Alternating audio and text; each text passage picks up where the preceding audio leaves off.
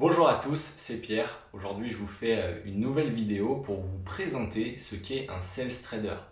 Alors moi, j'ai été sales trader pendant 2 ans à Paris dans une des plus grandes sociétés d'intermédiation financière au monde. Du coup, ces 2 années d'expérience me permettent aujourd'hui de vous présenter assez fidèlement ce qu'est un sales trader et quelle est sa mission de tous les jours. Également, vous présenter un petit peu son quotidien. Alors, la première des choses à savoir, c'est qu'il existe 2 types de sales traders. Le premier type, c'est un intervenant qui va travailler uniquement qu'avec des professionnels des marchés financiers. Donc, sa clientèle sera uniquement institutionnelle. Le deuxième sales trader, lui, va travailler avec les particuliers. Donc, plus concrètement, il travaille chez des courtiers qui sont spécialisés dans le marché des particuliers. Moi, pour ma part, j'étais un sales trader qui travaillait avec des institutionnels. Donc, j'avais aucun particulier dans mon portefeuille de clients. Alors, je vous parle de portefeuille client, c'est déjà la première chose à saisir. Quand vous êtes sales trader, vous êtes avant tout un commercial. Et donc, vous avez effectivement ce portefeuille de clients.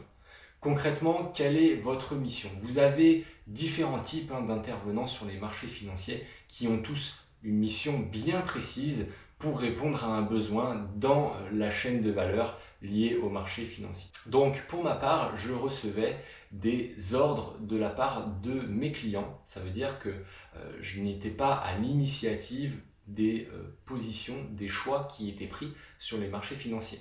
Je me contentais, entre guillemets, de recevoir donc ces demandes de mes clients et j'exécutais ce qu'ils me demandaient. Donc concrètement, moi j'étais sales trader sur ce qu'on appelle le cash equity. Donc ça va correspondre en fait aux produits actions en cash, donc c'est-à-dire sans dérivés, et également sur les ETF. Donc les ETF, ce sont en français les trackers. Donc moi, ma mission tous les jours, je commençais la journée de travail très tôt le matin à 6h45 environ et je commençais à rédiger ce qu'on appelle un morning meeting. C'est-à-dire que je prenais toutes les informations qui étaient tombées dans la nuit, en tout cas tout ce qui était tombé après la clôture de la veille, et je condensais ces informations pour les envoyer à mes clients.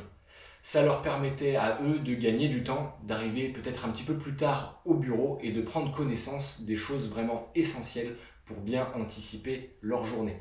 Parce que oui, sur les marchés financiers, on est dépendant, en tout cas on évolue dans un environnement où il y a beaucoup de différentes nouvelles au fur et à mesure de la journée et aussi la nuit quand on n'est pas au bureau.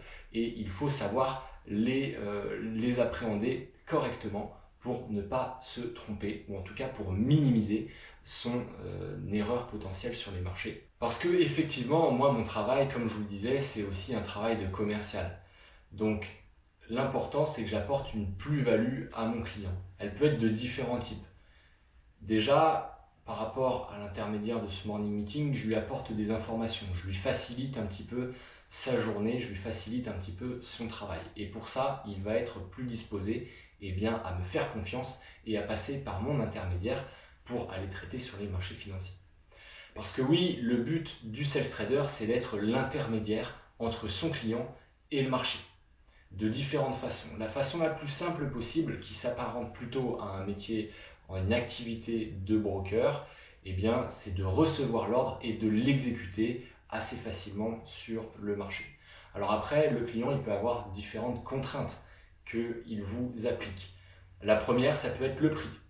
Ça peut être ensuite la durée, le temps disponible pour exécuter ces ordres, et on peut aussi avoir une contrainte de liquidité.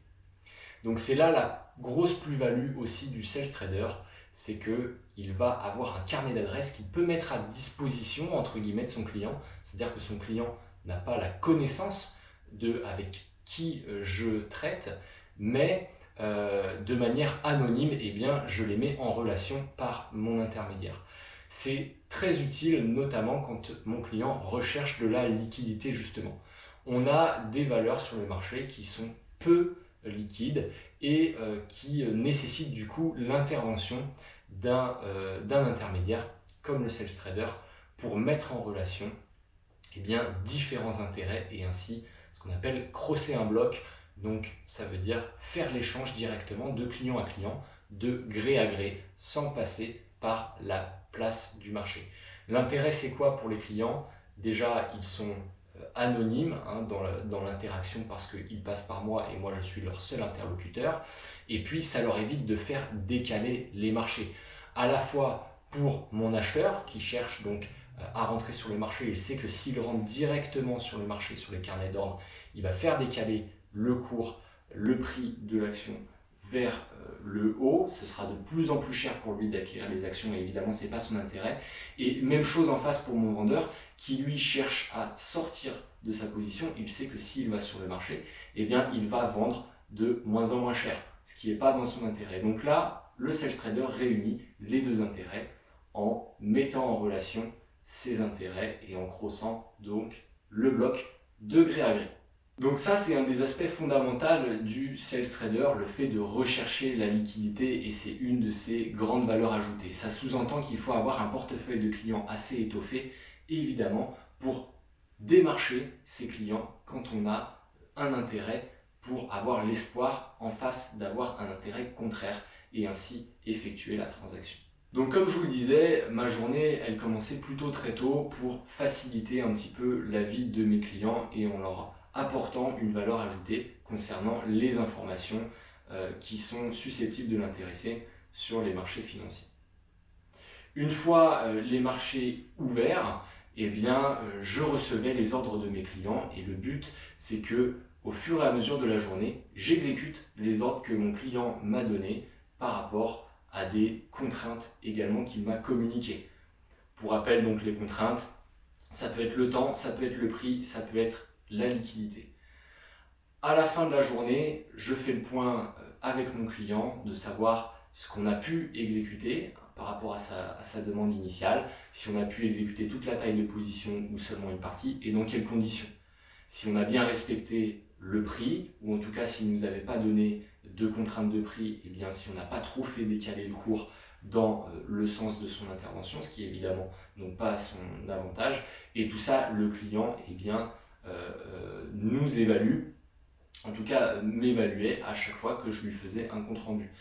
L'intérêt évidemment d'être bon, eh bien, c'est que le client revienne et que moi ça multiplie donc mes commissions qui sont prises directement sur le volume, sur le flux que mon client me met à disposition.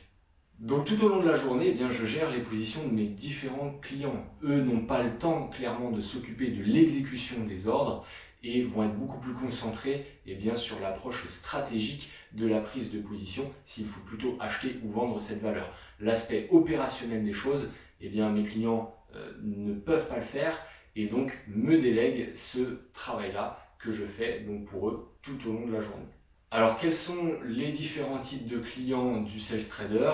Alors moi dans mon cas qui traitait qu'avec des institutionnels, ça peut être des grandes banques d'investissement, ça peut être des hedge funds, donc une approche un petit peu plus spéculative de la finance, ça peut être des family office, donc là aussi une approche un petit peu plus spéculative, aussi des fonds de pension, donc là une approche nettement moins spéculative, et aussi des entreprises qui n'ont pas pour cœur de métier la finance de marché, mais qui par leur activité sur les marchés internationaux ont la nécessité d'aller par exemple se couvrir sur un marché d'échange, aussi sur les taux d'intérêt, sur les matières premières. Alors moi ça ne me concernait pas parce que ce n'était pas mon secteur, mais par exemple pour les actions, il faut savoir qu'on a beaucoup d'entreprises qui rachètent leurs propres actions au cours de l'année. Et donc c'est en ça aussi que j'aidais ces clients qui possédaient de grandes entreprises cotées. Donc pour résumer, le métier de sales trader, c'est un petit peu le technico-commercial des marchés.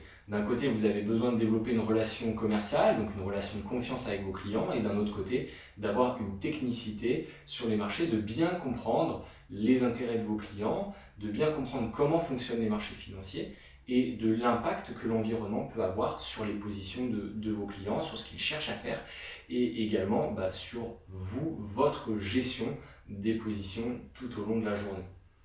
Il faut, pour être sales trader, du coup, développer ses capacités commerciales, avoir une bonne maîtrise technique de l'environnement, Voilà, j'espère que cette vidéo de présentation du métier de sales trader vous a plu, vous a permis peut-être d'y voir un petit peu plus clair. Si c'est un métier sur lequel vous souhaitez vous orienter, n'hésitez pas à me poser des questions en commentaire, j'y répondrai avec plaisir.